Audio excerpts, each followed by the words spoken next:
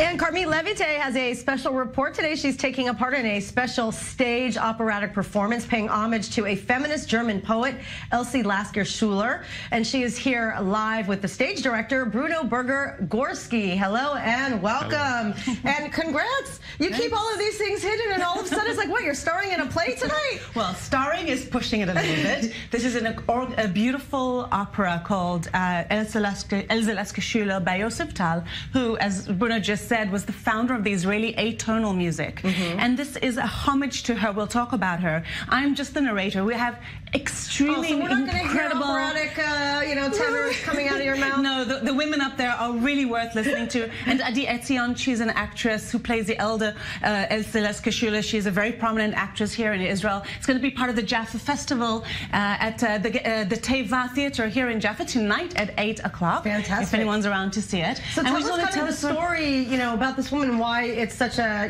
compelling project for you as a stage director and in the theater. Maybe it's the most important thing is about her life. To say that Else Lasker-Schüler was a Jewish German poet. She was a writer, author of drama theater, painter, and most important, she was a liberalist. She was fighting for the female rights to be equal as a man. She decided the first Jewish feminist. She was friend with Franz Marc, with Kokoschka. She was part of this very important artistic society. The first woman with short hair. She decided herself when she wanted to be divorced. She never said who the father of her child was, for example. Then she was beaten up by the Nazis, bloody beaten. She escaped with train to Switzerland, and we have the proof that even the Swiss people kicked her out. Wow. Only rich Jews have been welcomed to Switzerland. She arrived in Israel. That was her home country, her poet country. She loved Israel.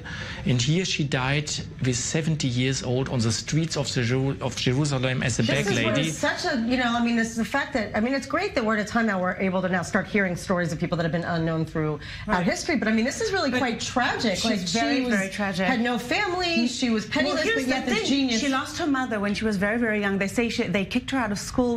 They think it was an anti-Semitic thing, but they gave the excuse it was a medical thing. And she lost her mother when she was very young, who homeschooled her. And later on in life, she lost her only son when he was only 27 years old. And by the time she got to Jerusalem, she didn't know any Hebrew. And this is a woman who people flocked to coffee houses to hear her poetry. She had an interdisciplinary art of painting and poetry, and she was translated by one of the most prominent Israeli poets like Yehuda Amichai and Yonatan Zach, Natan Zach, who said she needed the German language into poetry. She won the Kleist Award. You don't really, it's got to be challenging to take the German language, just like Hebrew, the sounds are so strong to make it flow, but she was very prominent in Germany, but by the time she got to Israel, she was... Well, look, she was alone, and she really kind of died tragically, but what is the take home as to why, how we could all relate, during modern times to this story, because it is still...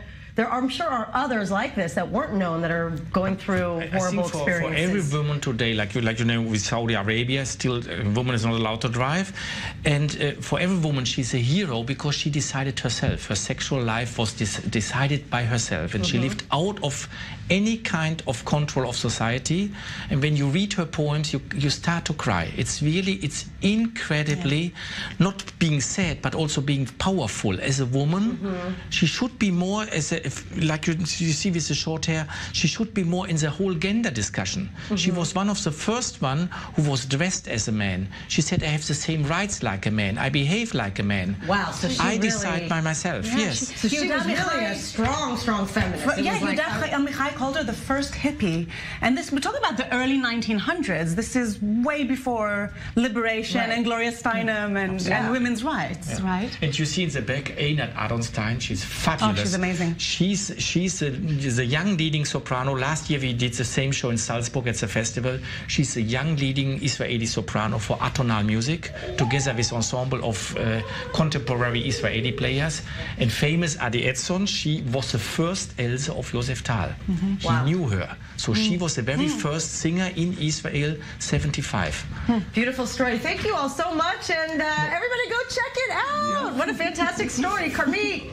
Come and see us. Carmit on the stage again. Yes, Let's bring it to Broadway next. Yes. Have fun. Thank